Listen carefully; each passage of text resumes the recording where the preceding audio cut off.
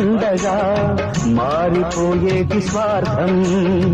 తల్లిని తాడిని డబ్బుతో తూచుబేరం, రక్తమే నీరుగా తెల్లబోయేటి పంతం. కంటికి మంటికి ఏకధారైన శోకం, తలపై విధి గీత ఎలపై వెలసిందా. రాజులే బంటుగా మారు ఈ క్రీడలో, జీవులే పావులైపోవు ఈ కేడిలో. ధనమే తల్లి ధనమే తండ్రి ధనమే దైవమా.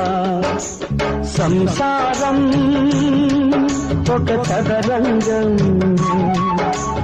అనుబంధం